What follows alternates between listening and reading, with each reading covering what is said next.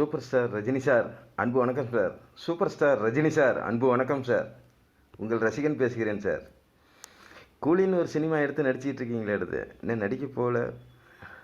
ஒரு scene 2 scene நடித்து வெளியில் வந்துருச்சு. ஃபேஸ்புக்கில், பேப்பரில், டிவியில் எல்லாமே பிரபலமாக இருக்குது, பயங்கரமாக இருக்குது. அதற்கு எதிர்ப்பும் கிளம்பிருச்சு. இளையராஜா சார் அதன் பாடல், இசை எல்லாம் எனக்கு சொந்தம் அப்படின்னு சொல்லி கொண்டாடுறாரு. அது அவருக்கு உரிமை இல்லை, தயாரிப்பாளருக்கு தான் உரிமை. சும்மா அப்படி கேஸை போட்டுக்கிட்டு விளையாண்டுக்கிட்டு இருக்காரு. அவருக்கு என்ன சொத்து பத்து இல்லையா? இன்னும் 100 தலைமுறைக்கு சொத்து சேர்த்து வச்சுருக்காரு, பணம் சேர்த்து வச்சுருக்காரு. இன்னும் பணத்தாசை பிடிச்சி அலைகிறாரு. சரி, எல்லோரும் கலாய்க்கிறாங்க, நானும் கலாய்க்க விரும்பலை. நான் ஒரு சினிமா, கதை, கவிதை, கற்பனை, கட்டுரை, பாடல், நகைச்சுவை ஆசிரியர், எழுத்தாளர். 20 வருஷமாக சினிமா கதை வசனம் எழுதிட்டு இருக்கேன் சார். 20-30 தடவை சென்னைக்கு போயிட்டு வந்துட்டேன். எல்லாத்தையும் பார்த்துட்டேன். உங்கள் வீட்டுக்கு வந்தேன். ஒன்றும் சான்ஸ் இல்லை. யாரும் மதிக்க மாட்டேங்கிறாங்க, கேட்க மாட்டேங்கிறாங்க, அனுமதி இல்லை. சினிமா உலகம் மாறி போச்சு. 20-30 வருஷமாக பார்த்துட்டு இருக்கேன். இன்னும் அப்படியே தான் இருக்குது, மாற மாட்டேங்குது சார். உங்களை கூட பார்த்து பேச முடியல, அனுமதி தர மாட்டேங்கிறாங்க, விரட்டி அடிக்கிறாங்க. சரி, அதெல்லாம் கிடக்கட்டும். நான் சொல்கிற 2 கதையும் நீங்கள் கடைசி சினிமாவாக எடுங்க, செமையாக இருக்கும்.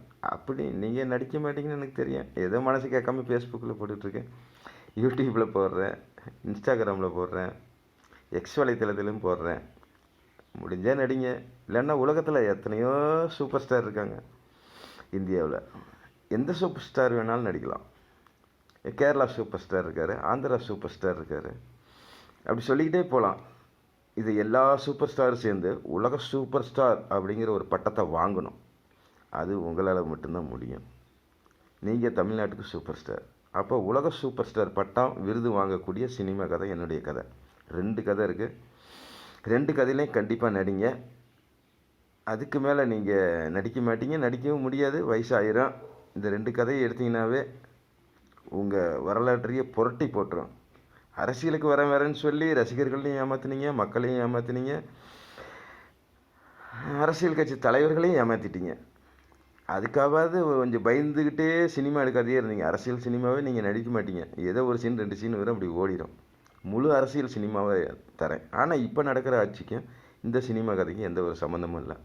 1960லேருந்து 2024 வரைக்கும் எப்படி கதை நகருது, எப்படி அரசியல் வருது அப்படிங்கிறத படிப்படியாக சொல்கிறேன். கொஞ்சம் கதையை பொறுமையாக, நிதானமாக, கண்டிப்பாக, உன்னிப்பாக, கவனமாக கேளுங்க. செமையாக இருக்கும், சூப்பராக இருக்கும், புதுமையாக இருக்கணும், புரட்சியாக இருக்கணும்.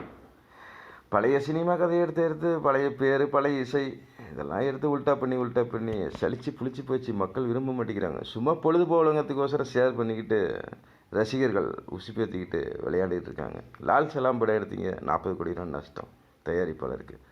சினிமா வாழ்க்கை நிரந்தரம் இல்லை. கதை கண்டென்ட்டு முக்கியம். கதை கண்டென்ட்டு நல்லா இருந்தால் தான் சினிமா படம் ஓடும். கட்டடத்துக்கு அஸ்திவாரம், பேஸ்மட்டம் எப்படி முக்கியமே அதே மாதிரி கதைக்கு உயிர் கொடுத்து 100 வருஷம் வாழ வைக்கணும். இப்போ உங்கள் கதை முதல்லையே செத்து போச்சு. கூலிங்கிற கதை தலைப்பு ஏற்கனவே 5-6 சினிமாவில் வந்துருச்சு. அதனுடைய இசை பாடல் நீங்கள் நடித்த படத்துலேயே வந்திருக்குது. அதுக்கு ஒருத்தர் கேஸ் போட்டுக்கிட்டு உல்ட்டா பண்ணிக்கிட்டு பேப்பர்லேயும் டிவிலையும் பேட்டி கொடுத்துக்கிட்டு கெட்ட பேர் உண்டாகிட்டு இருக்காரு. சம்பளம் கொடுக்குறோம்ல, டைரக்டருக்கு 60 கோடி ரூபா சம்பளம், இசையமைப்பாளருக்கு 10-12 கோடி ரூபா சம்பளம். சொந்த முயற்சியில், சொந்த அறிவில், திறமையாக செயல்படுத்தி இசையமைச்சு, பாட்டு பாடி, படம் எடுத்து வெளியிடணும். உங்களை சொல்லி குறையில்ல, தயாரிப்பாளர் சொல்லி குறையில்ல. அதேமாரி நீங்கள் 2 பேரும் கண்டிஷனாக இருக்கணும். புதுசாக எடு, புதுமையாக எடு. உங்கள்கிட்ட கதை இல்லைன்னா எழுத்தாளர்கிட்ட கூப்பிட்டு கதையை விலைக்கு வாங்கிக்கிங்க. ஒரு 5-6 லட்ச ரூபா கொடுத்து அப்புறம் நீங்கள் டைரக்ட் பண்ணி நீங்கள் சினிமா எடுங்க. அந்த கதையை என்கிட்ட சொல்லுங்கள், சரியாக இருந்தால் நடிக்கிறேன் அப்படின்னு சொல்லணும். இவங்களா நினச்சிக்கிட்டு கப்பலில் வரேன், ஃப்ளைட்டில் வரேன், காரில் வரேன், இப்போ 2-3 படம் ஓடிருச்சு. வல்லவனையும் வழுக்கு தட்டும். கதையை முழுசாக கேட்டு எடுங்க. ஏன்னா எந்த சூழ்நிலை எப்படி மாறும் அப்படின்னு சினிமா உலகத்தில் சொல்ல முடியாது. இது வரைக்கும் அப்படி தான் நடந்துகிட்ருக்குது. 4 படம் நல்லா ஓடும், 40 படம் தோல்வி அடைஞ்சிடும். அந்த மாதிரி சுச்சுவேஷன். மக்கள் ஒரு நிலையில் இருக்க மாட்டாங்க. கதை கண்டென்ட்டு நல்லா இருந்தால் தான் படத்தை விரும்பி பார்ப்பாங்க. சரி, கதையை கொஞ்சம் சுருக்கமாக சொல்கிறேன், கேளுங்க சார். 500 கோடி ரூபா முதல் போடுறீங்க, 2 மணி நேரம் கதையை கேட்டுட்டு அப்புறம் 500 கோடி ரூபா முதல் போடுங்க. சன் பிக்சர்ஸ் தயாரிப்பாளருக்கு கொஞ்சம் வேண்டி விரும்பி சொல்லிக்கிறேன். எவ்வளவோ செலவு பண்ணுறீங்க, திடீர்னு ஒரு கட்டத்தில் கூலின்னு படம் எடுத்து ஒரு 250 கோடி ரூபா வந்துச்சு. 250 கோடி ரூபா நஷ்டம் ஆயிடுச்சு. யாரை போய் கேட்பீங்க? யாரையும் கேட்க முடியாது. உங்கள் பணம் தான் போயிடும். அதனால் கதையை கண்டென்ட்டு 2 மணி நேரம் உட்காந்து பொறுமையாக கேளுங்க. கதை நல்லா இருந்துன்னா எடுக்க சொல்லுங்கள். இல்லைன்னா வேறு கதையை கொண்டு வாப்பா, எடுக்கலாம், நடிக்கலாம் அப்படின்னு சொல்லி அறிவுறுத்தி அனுப்பிவிடுங்க. இப்போ ஆரம்பத்திலே தடங்கள் வந்துருச்சு. அது போயிட்டு போது 1 கோடி 1.5 கோடி நஷ்டத்தோட நஷ்டமாக புதுசாக ஒரு புதுமையாக எடுங்க. நான் ஒரு 2 கதை வச்சுருக்கேன். கதையை சுருக்கமாக சொல்கிறேன், கேளுங்க. கண்டென்ட் நல்லா இருந்ததுன்னா கூப்பிடுங்க. எனக்கு சினிமா கதை வசனம் விலைக்கு வித்துட்றேன். 5-6 லட்ச ரூபா பணம் கொடுத்தீங்கன்னா போதும். நான் ஒரு ஏழ்மை வறுமை கூலி. நானும் ஒரு காலத்தில் லட்சாதிபதியாக தான் இருந்தேன். வீட்டை விற்று படிக்க வச்சேன். பையன் இறந்து போயிட்டான், அப்பா இறந்து போயிட்டார். இன்றைக்கி வாடகை வீட்டில் இருக்கிறேன். சோத்துக்கு கொஞ்சம் கஷ்டம். ஏற்கனவே 20-30 வருஷமாக கதை எழுதிட்டு இருந்தேன். 5-6 கதையை திருடி எடுத்துட்டாங்க. அது போயிட்டு போகுது. இப்போ இருக்கிற கதையாவது சுருக்கமாக சொல்கிறேன். கதை கண்டென்ட் பிடிச்சிருக்கான்னு பாருங்கள். பிடிச்சிருந்துன்னா ஃபோன் பண்ணி கூப்பிடுங்க. ஒரு சின்ன குட்டி கிராமம், ஒரு 1000 பேர் வசிக்கிறாங்க. சென்னை சிட்டியிலேருந்து ஒரு 2-3 பேர் வராங்க. அப்போ சென்னை சிட்டியில் தார் ரோடு போடணும், கிராமத்துக்கு ஒரு 1000 பேர் கூப்பிட்டு போகலாம், ஒரு 2-3000 பேர்த்த கூப்பிட்டு போகலான்னு வந்திருக்கிறோம், வரவங்க வாங்க அப்படிங்கிறாங்க. அவங்களும் யோசனை பண்ணுறாங்க. 2 வருஷமாக மழை இல்லை, பூமி நிலம்லாம் காஞ்சிருக்குது, சும்மா தான் இருக்கிறோம் விறகு வெட்டிக்கிட்டு. சரி அங்கே போனால் 10-5 சம்பாரித்து பிள்ளை குட்டிங்களை காப்பாற்றி படிக்க வைக்கலாம் அப்படின்னு சொல்லி ஒரு நப்பாசியில் கிராமத்துலேருந்து சிட்டிக்கு போகிறாங்க. சிட்டிக்கு போன இடத்துல தார் ரோடு போடுற வேலையை செய்கிறாங்க. நைட்டு இரவு ஏதாவது தங்கறதுக்கு இடம் ரூம் ஏதாவது கொடுப்பாங்கன்னு பார்த்தா கொடுக்கல. தார் ரோட்டு ஓரத்தில் நடப்பாதையில் வெராண்டாவில் படுக்க வச்சிடுறாங்க அந்த ஓனருங்க, கான்ட்ராக்ட் எடுத்தவங்க. இவங்க வெராண்டாவில் படுத்துக்கிறாங்க. இது அப்படியே ஓடிக்கிட்டு இருக்குது. அது ஒரு கட்டத்தில் திருடன்லாம் வந்து இருக்கிற காசு பணம் தோடு தொங்கட்டான் மூக்குத்தி அரணா கயிறு அனைத்தையும் பிச்சுக்கிட்டு போயிடுறான், திருடிக்கிட்டு போயிடுறான். அதை எப்படியாவது கண்டுபிடிக்கணும், காப்பாற்றணும், அந்த திருடனை கண்டுபிடிக்கணும் அப்படிங்கிறதுக்கோசரம் போலீஸ் ஸ்டேஷன் போகிறாங்க, வேலைக்கு ஆகல. கலெக்டர் ஆஃபீஸ் போகிறாங்க, வேலைக்கு ஆகல. எஸ்பி ஆஃபீஸ் போகிறாங்க, வேலைக்கு ஆகல. முதலமைச்சர்கிட்ட போகிறாங்க, வேலைக்கு ஆகல. கடைசியாக சென்னை ஹைகோர்ட்டில் போய் உட்காந்துக்கிறாங்க ஒரு 2000 பேர். ஐயா இந்த மாதிரி எல்லா இடத்துக்கும் போயிட்டு வந்துட்டோம், ஒன்றும் நியாயம் கிடைக்கல, நாங்கள் வாழ்வா சாவான்னு இருக்கிறோம். சம்பாரிச்ச பணமும் போச்சு, உள்ள தோடு மூக்குத்தி தொங்கட்டானும் போச்சு. இன்றைக்கி சாவர நிலைமையில் இருக்கல, தற்கொலை பண்ணிக்கலான்ட்டு போனால் ஒரு கடைசியாக ஒரு ஐடியா, ஜட்ஜிக்கிட்ட இந்த ஒரு நியாயத்தை கேட்போம், இதை கண்டுபிடிச்சி கொடுப்பீங்களா, எங்களுக்கு வேலை வெட்டியை கொடுத்து ஒரு உழைப்பை கொடுத்து வாழ வைப்பீங்களா அப்படின்னு உங்கள் காலடிக்கு வந்திருக்கேன். சாப்பிட்டு 3 நாள் ஆச்சு, பேசுறதுக்கு கூட தெம்பு இல்லைங்க ஐயா அப்படின்னு சொல்லி இந்த வாதத்தை முன் வைக்கிறாங்க ஜட்ஜிக்கிட்ட. ஜட்ஜி, ஏப்பா தப்பு செய்கிறவங்களுக்கு தான் தண்டனை கொடுக்கத்தான் கோர்ட் இருக்குது, நீங்கள் சொல்கிற நியாயத்தை நான் என்ன பண்ண முடியும், அரசாங்கத்துக்கிட்ட போய் கேளுங்க அப்படிங்க. அரசாங்கமும் கை வச்சிருச்சு, அதிகாரிகளும் கையை விரிச்சிட்டாங்க. எங்கள் நிலைமை சரியில்லை, நீங்கள் என்னை வெளியே அனுப்புனீங்கன்னா கூட நாங்கள் 2000 பேர் தற்கொலை பண்ணி சாகத்தான் போகிறோம்.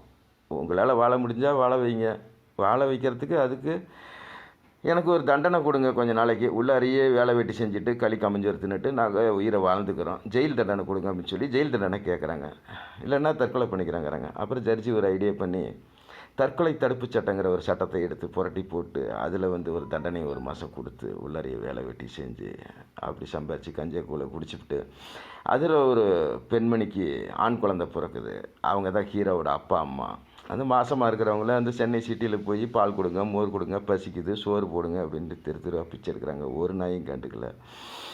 அந்த மாதிரி காலகட்டத்தில் சென்னை ஜெயில்லையே அந்த பிரசவம் நடக்குது. அந்த குழந்தை மகாத்மா பிறக்கிறாரு. எழுத்திரியில் போடும் போது மேலே மகாத்மா காந்தி போட்டோ ஒன்று இருக்குது, இன்னாண்ட ஆண்டவன் போட்டோ ஒன்று இருக்குது. ஆண்டவன் வரம் கொடுக்குறாரு, மகாத்மா காந்தி பிறக்கிறாரு. அன்னைக்கு சுதந்திர தினம், இடிமின்னலோட நைட்டு 12 மணிக்கு ஹீரோ பிறக்கிறாரு. பிறந்து தமிழ்நாட்டையும் ஒரு கலக்குறாரு. அதெல்லாம் நேரில் சொல்கிறேங்க. ஆனால் இவர் கூலி ஏழை, ஜெயிலில் களி கமைஞ்சு தின்னுக்கிட்டு வவுத்து பசிக்கே இல்லாத இந்த குழந்தை எப்படி முதலமைச்சர் ஆவார்? அந்த கிராமத்து மக்களுக்கு 2000 பேத்துக்கு எப்படி விருது வாங்கி கொடுத்துருப்பாரு? எம்எல்ஏ, எம்பி, கவுன்சிலர் பதவியெல்லாம் வாங்கி கொடுத்து ஜனாதிபதிக்கிட்ட விருது வாங்கி கொடுக்குறாரு முதலமைச்சர் ஹீரோ சார். இதெல்லாம் எப்படி நடக்கும், என்ன நடக்குன்னு பாருங்கள். இதுக்கு ஒரு பக்கம் ஓரமாக வச்சுருங்க. இப்போ வில்லன் கேரக்டரை கொஞ்சம் சொல்கிறேன். இந்த வில்லனை எதிர்க்க முடியுமான்னு பாருங்கள். வில்லன் மிகப்பெரிய கோடீஸ்வரன், இந்தியாவிலேயே நம்பர் 1 பணக்காரன். ஆளை பார்த்தீங்கன்னா 200 கிலோ, 7 அடி உயரம், அப்படி வாட்ட சாட்டமாக கம்பீரமாக இருப்பார். மிகப்பெரிய பணக்காரர், ரயில்வே துறை அமைச்சர், மத்திய அமைச்சர், ஏகப்பட்ட சொத்து இருக்குது. வாரிசு இல்லை. அந்த வாரிசு தான் ஹீரோ என்னைக்கு குடியரசு தினத்தன்னைக்கு பிறக்கிறாரோ அதே டைமில் வில்லனுக்கும் குழந்தை பிறகுது. அமெரிக்கா ஆஸ்பத்திரியில் கோடிக்கணக்கில் செலவு பண்ணி ஆப்ரேஷன் பண்ணி அங்கே ஒரு பிரசவம் நடக்குது. வில்லனும் பிறக்கிறான், ஹீரோவும் பிறக்கிறாங்க. ஆண்டவன் விதித்த விதி யாராலும் தடுக்க முடியாது, இறைவன் விதித்த விதி எவனாலும் அழிக்க முடியாது அப்படிங்கிற ஒரு தத்துவம். அதில் வில்லனும் பிறக்கிறாரு, ஹீரோவும் பிறக்கிறாரு. வில்லன் வந்து மிகப்பெரிய பணக்காரன், நம்பர் 1 கோடீஸ்வரன். அவர் எப்படி சம்பாதிச்சார் தெரியுங்களா? ரயில்வே துறை அமைச்சர்.